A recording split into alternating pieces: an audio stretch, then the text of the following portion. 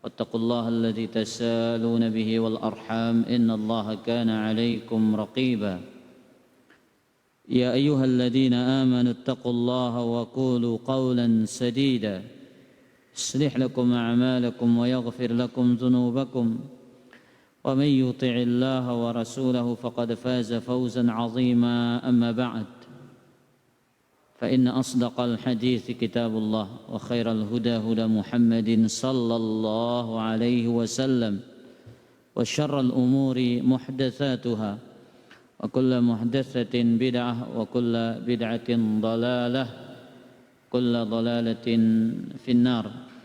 Kaum muslimin dan kaum muslimat rahimani wa rahimakumullah. Alhamdulillah, Allah Azza wa Jalla kembali membukakan kita pintu-pintu rahmatnya. Kita kembali duduk dalam majlis ilmu dalam rangka talabul ilm, mempelajari ilmu agama yang mulia. Kita mengingat bahwasanya menuntut ilmu ini adalah kewajiban, bukan beban. Menuntut ilmu adalah kewajiban setiap muslim, bukan beban bagi mereka. Maka kita terus belajar selama Allah Azza wa Jalla masih memberikan kita kesempatan. Kita terus mempelajari agama Islam yang mulia ini. Semoga dengan kita belajar, kita termasuk dalam firman Allah Azza wa Jalla, yarfa'illahu alladhina amanu minkum walladhina utul ilma darajat. Allah Azza wa Jalla mengangkat derajat orang-orang yang beriman di antara kalian dan orang-orang yang berilmu. Baik. Kita masih pada hadis yang ke-10 dari kitab Taisir al-Allam. Kita sudah bahas sebagiannya, namun kita ulang hadis yang ke-10 dari Nu'aim al-Mujmir radhiyallahu ta'ala anhu an Abi Hurairah radhiyallahu anhu. Dari Nu'aim al-Mujmir, dari sahabat Abu Hurairah, semoga Allah meridainya, anin Nabi sallallahu alaihi wasallam, dari Nabi sallallahu alaihi wasallam, annahu qala, beliau bersabda, inna ummati yud'auna yawmal qiyamati ghurran muhajjalina min atharil wudu' faman istata'a minkum an yutila ghurratahu falyaf'al. Sesungguhnya umatku akan dihadirkan pada hari kiamat dalam keadaan putih bercahaya disebabkan bekas wudu. Barang siapa di antara kalian yang bisa memperpanjang cahayanya, maka hendaklah ia lakukan. Ini hadis yang pertama. Di sini ada beberapa hadis yang disebutkan oleh Syekh Al-Bassam.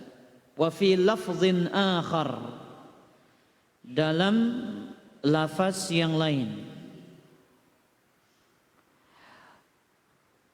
ra'aitu Aba Hurairah, kata Nu'aim al-Mujmir, aku melihat Abu Hurairah radhiyallahu anhu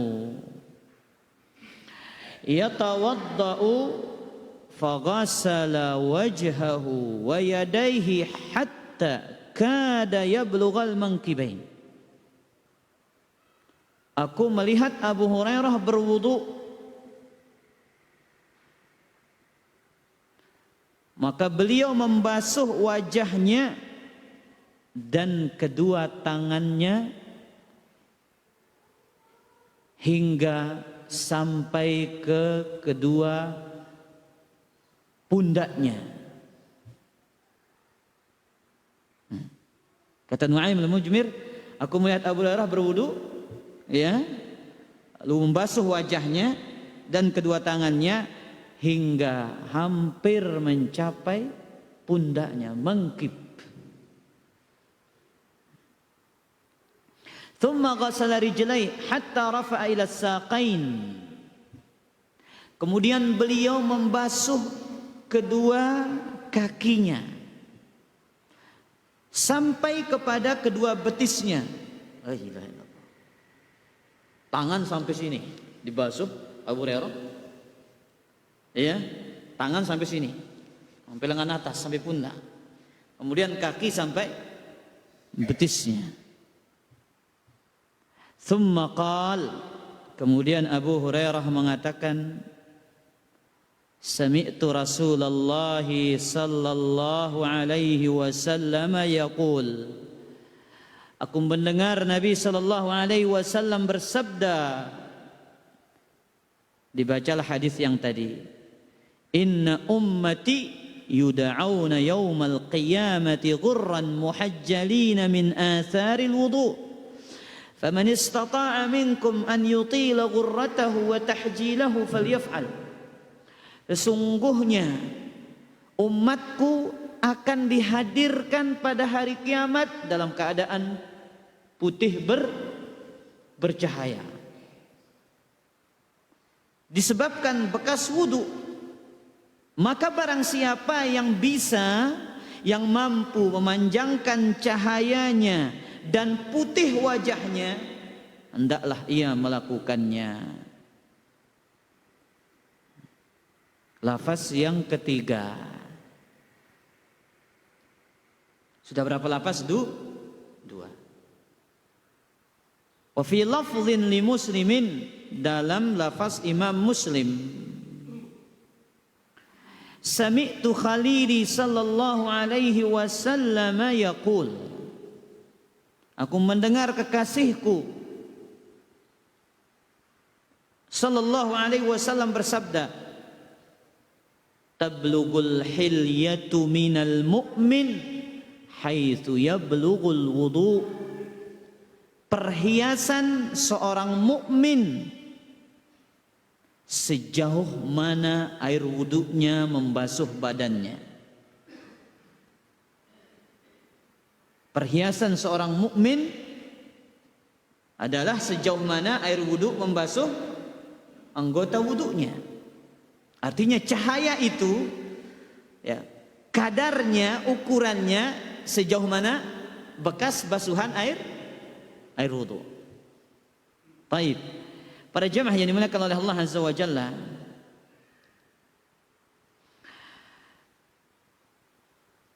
ada beberapa faedah dalam hadis ini. Yang pertama, ikhtalafal ulama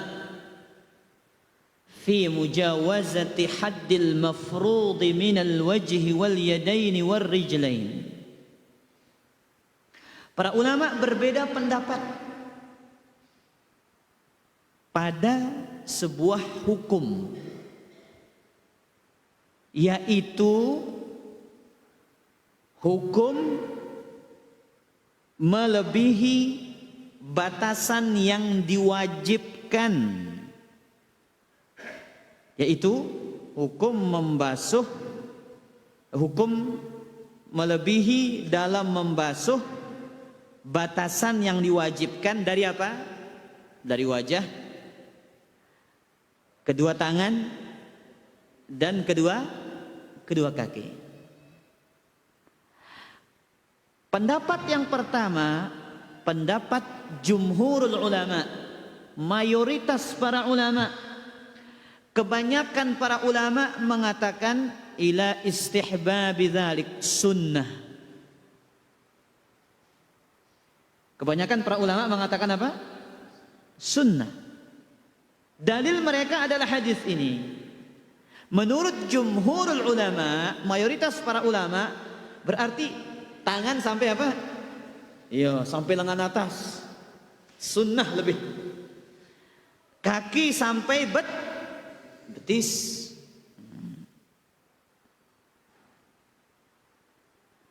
Wa dhahaba Malikun wa riwayatun an Imam Ahmad ila adami istihbabi mujawazati mahallil fardi. Sedangkan Imam Malik dan salah satu riwayat dari Imam Ahmad. Pendapat Imam Malik, salah satu riwayat dari Imam Ahmad, tidak disunnahkan membasuh lebih dari yang diwajibkan.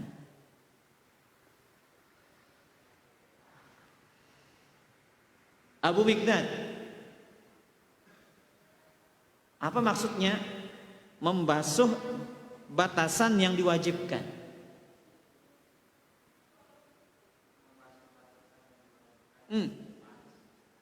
Apa maksudnya makanya? Tangan sampai siku, kaki sampai mata kaki. Wajah dari tempat tumbuhnya rambut sampai telinga, sampai dagu. Baik. Itu maksudnya mahallul fard. Tempat yang wajib, batasan yang wajib dibasuh. Pendapat yang kedua ini, pendapatnya Imam Malik ini dipilih oleh Syekhul Islam Ibnu Taimiyah dan muridnya Ibnul Qayyim serta Syekh Nasir As-Sa'di dan Syekh Muhammad bin Shalih Al-Utsaimin rahimahullahu taala. Apa alasannya? Ada sekitar 5 alasan. Ada 5 alasan. Para ulama mengatakan ndekna sunnah, tidak disunnahkan, tidak dianjurkan membasuh lebih dari batasan yang diwajibkan. Terlebih sekarang para jamaah, kalau kita wudhu di tempat yang umum, kira-kira bagaimana? Mandi raus sini jangan. Suruh mandi be ini jangan. Wudhu cara apa ini? Ya. 1. Mujawazatu mahallil fardi. Ini alasan para ulama menguatkan pendapat yang kedua. Melebihi batasan yang diwajibkan ala annaha ibadatun da'wa tahtaju ila dalil. Mengakui itu sebagai ibadah, melebihi batasan yang diwajibkan, mengaku itu sebagai ibadah butuh kepada dalil. Sedangkan hadis ini bukan maksudnya melebihi batasan yang wajib, tapi maksudnya adalah cahaya orang-orang yang berwudu pada hari kiamat.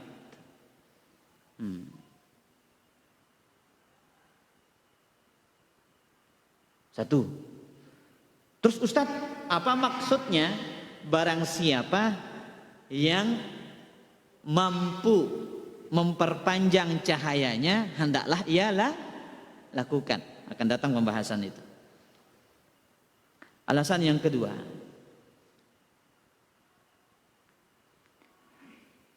"Lau sallamna bihada laqtada an natajawaz al-wajha ila sya'ri ar-ra's." Kalau kita menerima pendapat yang mengatakan apa? Sunnah. Kalau kita mengatakan oke, sunnah membasuh lebih dari batasan yang wajib, maka konsekuensinya adalah ketika kita membasuh wajah itu sampai rambut. Sedangkan dalam bahasa Arab ini tidak disebut ghurrah. Gurrah itu di mana? Di kening, bukan di kepala. Bukan di rambut. Yang ulang, alasan yang kedua. Apa kata mereka? Oke, kita terima. Mengatakan apa? Sunnah. Lebih dari batasan yang diwajibkan. Nah, maka konsekuensinya otomatis kita juga membasuh apa? Kepala sampai mana? Sampai rambut.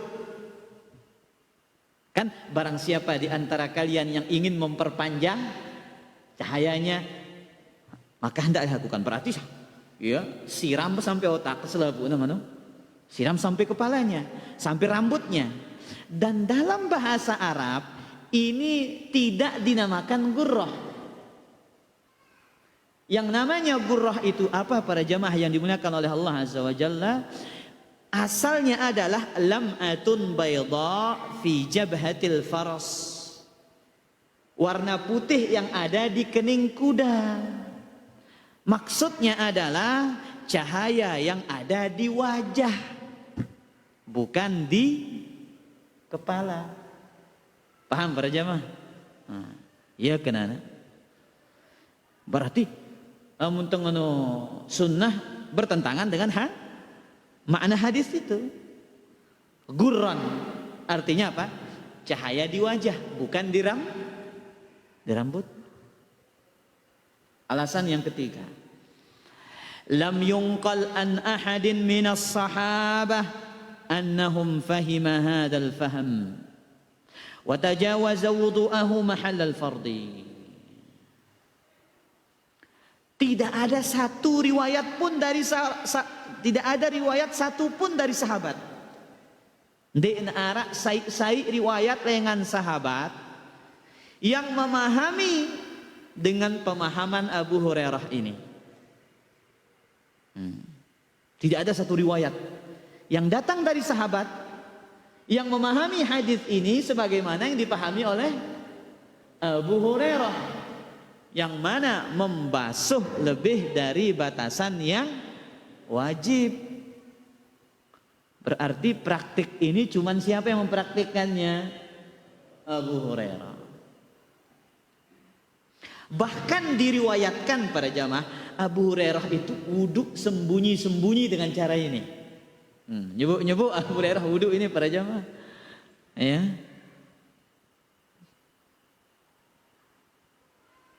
Baik. Itu alasan yang keberapa? Yang ketiga. Alasan yang keempat.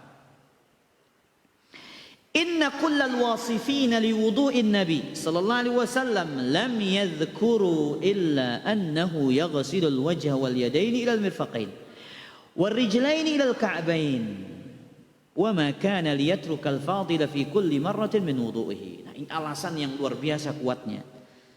Alasan yang ketiga kuat. Tidak ada sahabat yang mempraktekkan seperti itu. Alasan yang keempat, semua sahabat Rasul sallallahu alaihi wasallam yang menyebutkan sifat tata cara wudhu Nabi, semua para sahabat yang menyebutkan tata cara sifat wudhu Nabi sallallahu alaihi wasallam, mereka tidak menyebutkan kecuali wajah, tangan sampai siku, kaki sampai kedua mata kaki. Yang namanya sahabat tidak pernah meninggalkan amalan yang utama. Ini alasan yang luar biasa kuatnya para jamaah. Ya, kalau kita membaca hadis-hadis yang lain, hadis Utsman sebelumnya, hadis Abdullah bin Zaid sebelumnya, tidak ada mereka menyebutkan Nabi itu berwudu sampai mana? Sampai lengannya. Tidak ada Nabi itu membasuh kakinya sampai betisnya. Yang ada sampai mana? Sampai siku, sampai kedua mata kaki. Dan semua kita tahu para jamaah, para sahabat itu dalam urusan kebaikan itu mereka paling hebat. Ya. Dalam urusan kebaikan, ketaatan, ibadah, tidak ada yang bisa menyamai derajat dan level mereka. Tak ada. Urusan ibadah, para sahabat kelas 1. Urusan ketaatan, para sahabat selalu terdepan, tertinggi. Maka ini alasan, tak ada satupun sahabat yang menyebutkan Nabi itu basuh tangannya sampai ke lengan atasnya, basuh wajahnya sampai kepalanya, basuh kakinya sampai betisnya. Padahal mereka orang yang paling semangat dalam urusan kebaikan. Alasan yang terakhir, al-ayah al-karimah tuhaddidu mahallal fardi bil mirfaqaini wal ka'bain wa hiya min awakhiril qur'ani nuzulan. Ayat yang mulia tentang wudu. Nah, kita bertanya ini kepada Abu Mikdad. Ayat tentang wudu Abu Mikdad. Surat apa?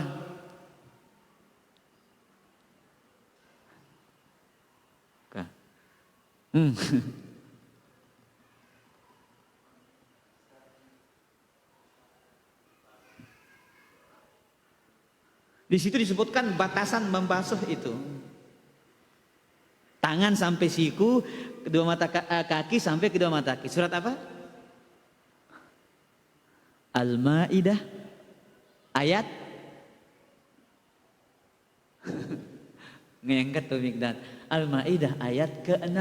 Ya ayyuhalladzina amanu idza qumtum ilas salati faghsilu wujuhakum wa aydiyakum ilal marafiqi wamsahu bi ru'usikum wa arjulakum ilal.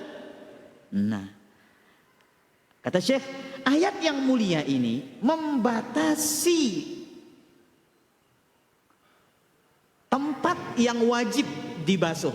Nah, ayat yang mulia ini membatasi tempat yang wajib dibasuh. Yaitu apa? Tangan sampai kedua siku. Kedua kaki sampai kedua mata kaki. Ayat ini termasuk ayat yang terakhir turun. Di antara ayat-ayat terakhir yang turun, sebagaimana yang disebutkan oleh Al-Imam Ibnul Qayyim rahimahullahu ta'ala. Jadi Al-Maidah ini ayat ke-6 ini termasuk di antara ayat-ayat yang terakhir itu turun. Baik. Nah, ini dia para jamaah. Kita baca sekarang kisah Abu Hurairah itu wudu dengan cara ini, diam-diam, sembunyi-sembunyi. Ini menunjukkan bahwasanya pendapat yang lebih kuat itu cukup sampai mana?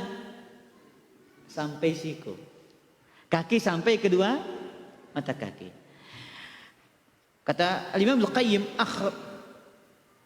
akhraja fi sahihain. Al-Imam Al-Bukhari dan Al-Imam Muslim meriwayatkan dalam sahihnya. Wasiyaq li Muslimin. Riwayat ini milik Imam Muslim. An Abi Hazim. Dari Abu Hazim. Kuntu khalfa Abi Hurairah yatawadda'u wudu wa huwa yatawadda'u lis-shalah. Kata Abu Hazim, aku pernah di belakang Abu Hurairah sedang berwuduk untuk sholat. Fakana yamuddu yadahu hatta yablugha ibtihi. Dia bentangkan, dia basuh tangannya sampai hampir ke ketiaknya. Dia basuh tangannya sampai hampir ke ketiaknya. Fakultu, kata Abu Hazim, ya Aba Hurairah, ma hadzal wudu? Wahai Abu Hurairah, tata cara wudu macam apa ini? Yuk, kan aneh bayar anu wudu ini kan? Kan ngene carana. Ya Abu Hazim ini kaget, takjub dengan caranya wudunya siapa? Abu Hurairah. Karena hampir sampai kelelekna ini kan. Faqal ya ibn Farrukh antum hahuna. Wahai anaknya Farrukh. Yuh, idatene mana? Yuh, antum di sini katanya.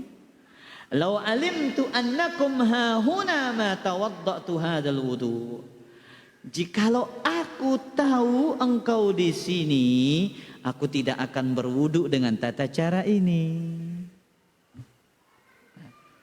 Wudu macam apa ini katanya?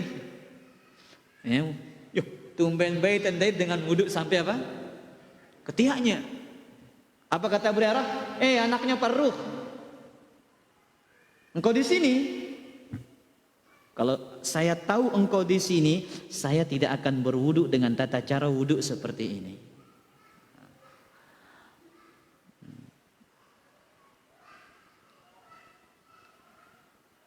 Makanya ikhwatal iman, ulama Hanafiyah, sebagian ulama Hanafiyah, Syafi'iyah, Hanbaliyah, mereka mengatakan apa? Sunnah. Tapi mazhabnya Imam Malik dan pendapatnya ulama-ulama kota Madinah, mereka mengatakan tidak disunnahkan dengan riwayat yang tadi itu. Ternyata itu adalah ijtihadnya Abu Hurairah. Maka ucapan, perhatikan poin pentingnya ini. Faman istata'a minkum an yutila gurratahu falyaf'al. Barang siapa yang mampu di antara kalian memperpanjang cahayanya, maka hendaklah ia lakukan. Ini adalah ucapan Abu Hurairah, bukan ucapan Nabi sallallahu alaihi wasallam. Sehingga ijtihadnya adalah siapa? Abu Hurairah. Nah, ini alasannya para jamaah. Barang siapa di antara kalian yang mampu memperpanjang cahayanya, maka hendaklah ia lakukan. Ini ucapan Abu Hurairah, bukan ucapan Nabi, sebagaimana yang dijelaskan oleh para ulama ahli hadis. Kenapa? Kata gurrah itu di wajah, bukan di tangan. Kata gurrah itu di wajah, bukan di kaki. Baik. Faedah yang ke berapa? Yang kedua.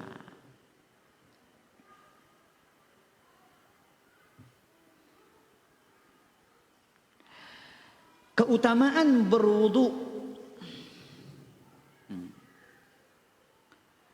yang mana bekas wudu menjadi sebab seorang hamba akan mendapatkan cahaya yang putih dan indah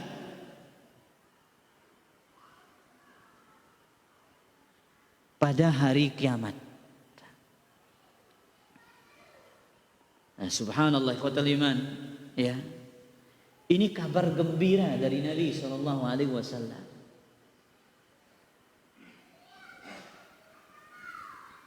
Bahwasanya akan ada tanda khusus bagi umatnya pada hari kiamat. Gurran muhajjalin, mereka akan dipanggil, dihadirkan, ya, di hadapan Rasul sallallahu alaihi wasallam dalam keadaan putih bercahaya, indah, bercahaya. Tapi bentuknya wallahu a'lam. Kita mengimani hanya sebatas yang dikabarkan oleh Nabi. Jangan antum tanya, Ustaz, kayak lampu ini ke dia katanya. Kira-kira bagaimana bentuk cahayanya, indahnya? Kita beriman umatnya Nabi Muhammad sallallahu alaihi wasallam diberikan syaraf, keistimewaan, kemuliaan. Mereka akan dihadirkan Mereka akan dipanggil di hadapan Allah pada hari kiamat dalam keadaan putih bercahaya, indah wajah mereka.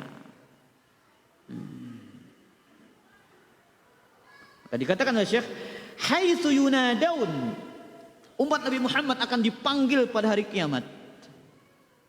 Ala ru'usil khalaiq, di hadapan seluruh makhluk. Tatala'la'u wujuhuhum wa aydihim wa arjuluhum bin nur. Wajah mereka bercahaya, tangan mereka bercahaya, kaki mereka bercahaya. Bekas apa? Air wudu. Sindik demah salat je benda petang dadat. Ya, ngumbe aku bercahaya di wah wudu. Bagaimana dia akan bercahaya dia tidak pernah salat?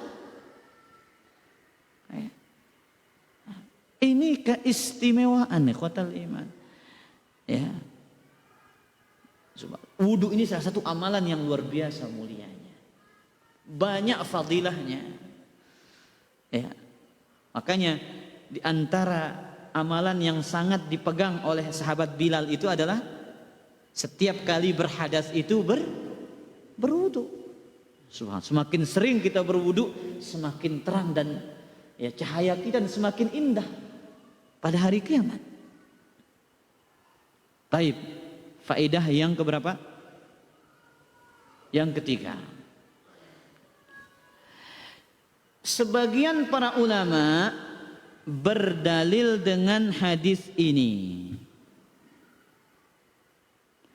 Wudu merupakan khususiyah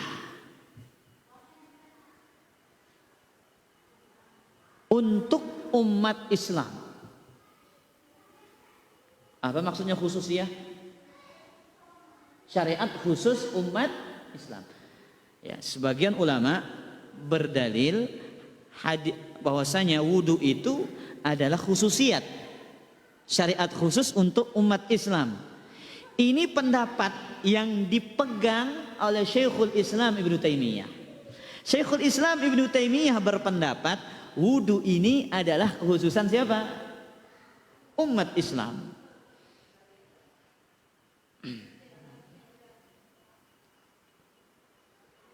Apa dalilnya? Perhatikan dalilnya Syekhul Islam. Hadis Muslim dari sahabat Abu Hurairah radhiyallahu anhu. Lakum sima laisat li ahadin minal umam.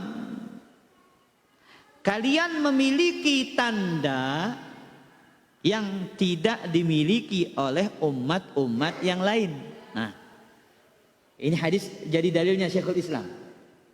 Kalian memiliki tanda yang tidak dimiliki oleh siapa? Umat-umat yang lain. Baik. Mayoritas para ulama, jumhurul ulama berpendapat wudu ini merupakan syariat umat-umat terdahulu, bukan kekhususan umat Islam. Jelas apa enggak para jamaah ini? Hah? Abu Ghazi jelas apa enggak? Hah? Berarti wudu ini apakah dia kekhususan atau tidak? Ada dua pendapat.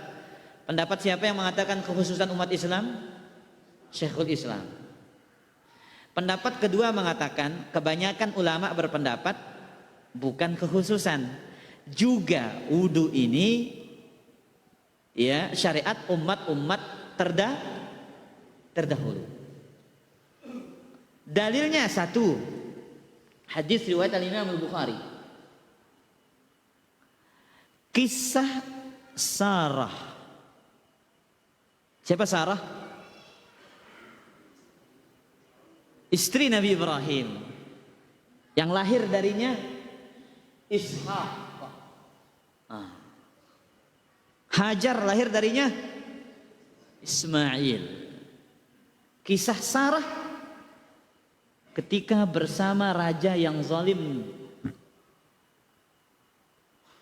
Tatkala sang raja berhasrat dan ingin merusak kehormatannya, Maka Sarah berkata, izinkan saya berwudu dan menunaikan sholat. Apa kata Sarah? Izinkan saya berwudu dan menunaikan sholat. Ini menunjukkan bahwasanya wudu itu bukan kekhususan milik siapa? Ya, umat Islam, tapi juga dilakukan oleh umat-umat terdahulu. Dalil yang lain, kisah Juraij. Kisah Juraij, seorang ahli ibadah yang dituduh berzina dengan seorang perempuan. Kisah yang sering kita dengar itu para jamaah. Ya, dia ahli ibadah, tapi sayangnya apa? Dia tidak peduli dengan panggilan siapa? Ibunya itu. Disebutkan dalam beberapa riwayat, Juraij meminta izin untuk berwudu kemudian sholat. Kedua hadis ini menunjukkan bahwasanya wudu itu bukan dari kekhususan siapa? Umat Islam, tapi juga dilakukan oleh umat-umat terdahulu.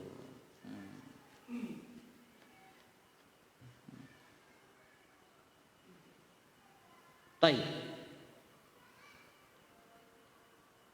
Faedah berikutnya.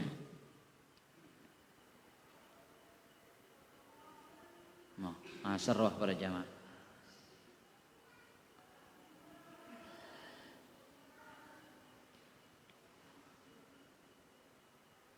Annal wudu kama kana zinatan fid dunya fahuwa kadzalika fil akhirah.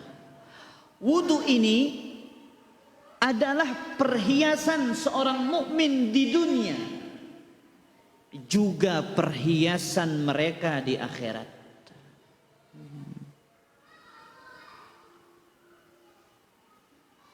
Mana dalilnya? Tablughul hilyatu minal mu'min haitsu yablughul wudu. Perhiasan seorang mukmin sejauh mana ia membasuh anggota wudunya. Oke, ikhwatal iman, wudu ini adalah perhiasan, ciri khasnya orang-orang beriman.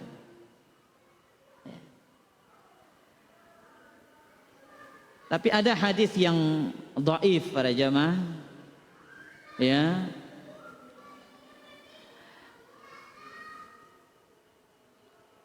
Hadis yang dhaif, tapi sebagian ulama mengatakan hadis ini adalah hadis yang hasan. Afwan, ini hadis yang sahih. Kata Nabi SAW, istaqimu, istiqomahlah. Hadis ini diriwayatkan oleh Imam Ibnu Majah dari hadis Abu Umamah Al-Bahili. Ini hadis yang sahih. Istaqimu, istiqomahlah.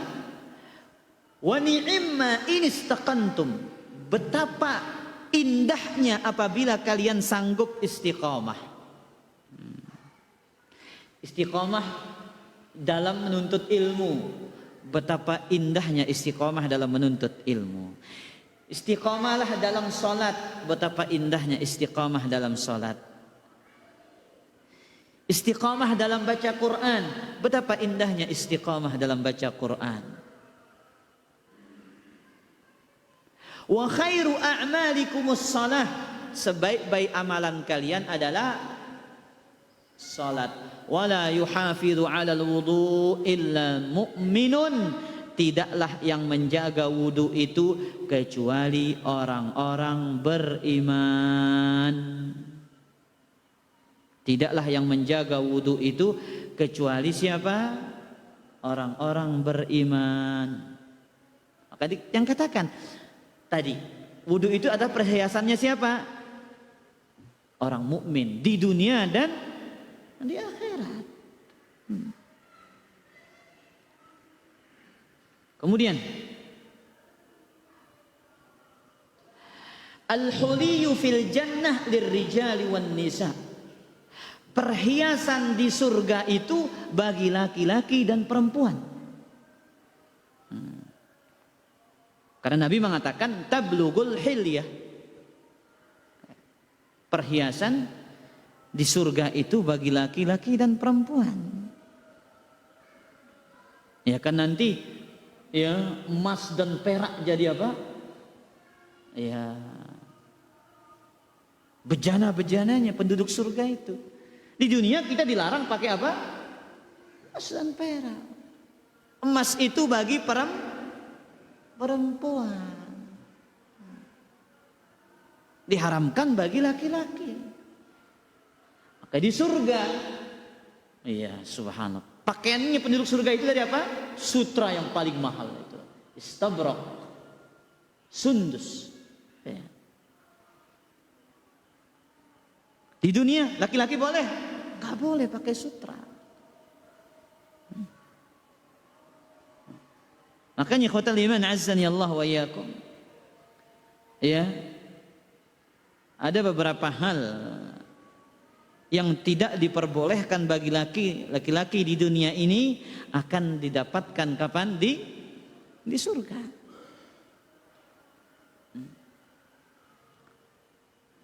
Misalkan ya, ada yang tidak dikasih poligami sama istrinya, tapi di akhirat mau tidak mau istrinya dipoligami. Ini yang kenal birzi. Berapa pasangan penghuni surga? Widadarinya 70. Dalam beberapa riwayat minimal dua.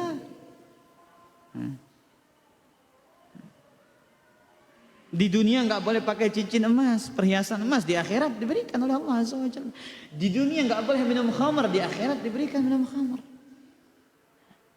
Ada hal-hal yang kita terlarang di dunia ini. Makanya dikatakan sijnul mukmin, penjara bagi orang-orang beriman. Ya. Tapi di akhirat Allah Azza wa Jalla berikan kita kebebasan.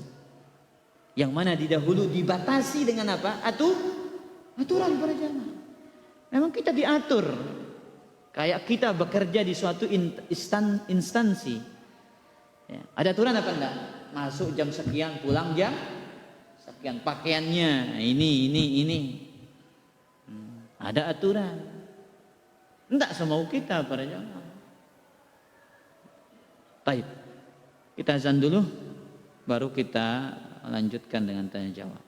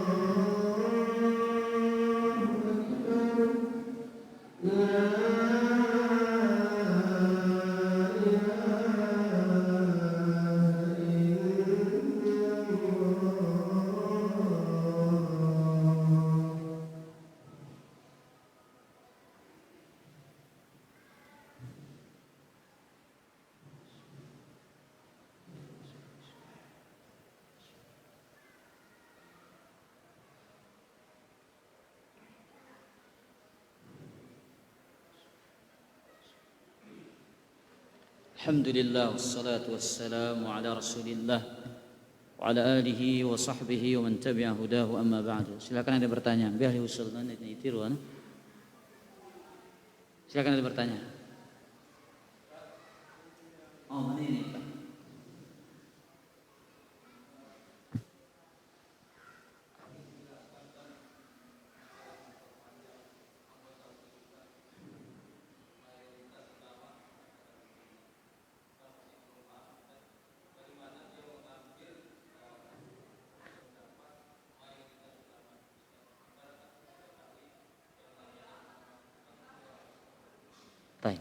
Dari mana mayoritas para ulama berpendapat sunnahnya melebihi apa? Batasan wajib itu. Hadis ini jadi dalil mereka. Ya. Hadis ini yang jadi dalil mereka. Ulama Hanafiyah, Syafi'iyah dan Hambaliyah. Mereka berdalil dengan hadis ini. Barang siapa di antara kalian yang mampu apa? Ya, memperpanjang cahayanya, maka hendaklah dia lakukan. Tapi setelah diteliti riwayat ini oleh para hufaz, para ahli hadis, ternyata sebagaimana kita jelaskan tadi, ini tambahan lafaz ini, tanda kutip ini, ya, faman istata'a minkum itu sampai akhirnya, itu bukan dari Nabi SAW, tapi dari Abu Hurairah, didukung dengan riwayat Imam Muslim tadi itu dari Abu Hazim. Beliau melihat Abu Hurairah berwudu dengan tata cara seperti itu. Ya, ternyata itu ijtihadnya Abu Hurairah. Sedangkan seluruh para sahabat Nabi yang menyebutkan tata cara wudhu Nabi SAW, tidak ada satupun yang menyebutkan Nabi itu lebih dari siku, lebih dari kedua mata kaki. Jadi dalil mayoritas para ulama ini hadis ini. Jelas? Ya, kita wajib mencari pendapat yang lebih kuat.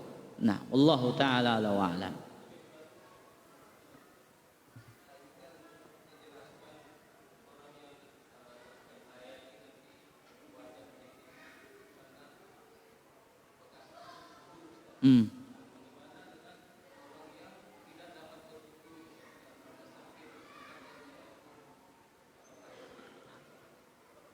Baik. Bagaimana dengan orang yang sakit katanya? Tidak dapat berwudu, apakah akan mendapatkan cahaya? Kita tahu bahwasanya tayamum itu adalah pengganti dari wudu. Tatkala ada uzur yang syar'i, hukumnya sama seperti wudu. Karena ya, kapan kita akan bertayamum? Ketika dalam dua kondisi. Umikdat, kita tayamum dalam dua, satu uzur, dua tidak ada air. Iya. Dua hal itu. Ketika kita punya uzur sakit, yang ahli medis mengatakan Anda pada saat ini tidak boleh menggunakan air. Atau yang kedua, tempat dia tinggal itu apa? Krisis air, tidak ada air, yang ada untuk cukup minum saja. Maka di sini boleh dia menggunakan tayamum, maka itu boleh. Kan Nabi SAW mengatakan, ya, dalam hadis Bukhari dan yang lainnya, idza maridal abdu aw safara kutiba lahu ma kana ya'malu muqiman sahiha. Apabila seorang hamba sakit atau musafir, akan dicatat bagi dia ganjaran apa yang biasa dia lakukan ketika sehat dan mukim. Ini kaidah yang luar biasa. Orang itu biasa sholat sunnah, orang itu biasa berwudu, tiba-tiba sakit, kemudian dia tayamum, dia akan tetap mendapatkan pahala berwudu. Jelas? Allahu ta'ala a'lam. Abu Hirzi.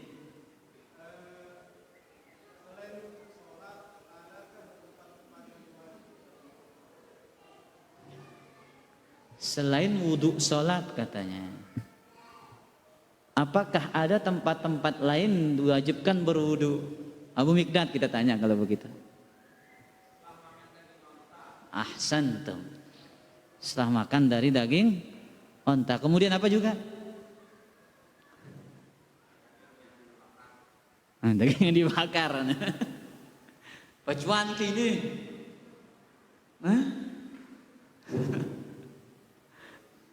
Ya ketika makan daging onta itu diperintahkan berwudu. Kemudian apa lagi?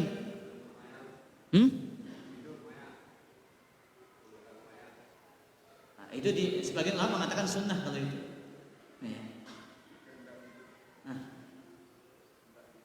ketika hendak tidur sunnah.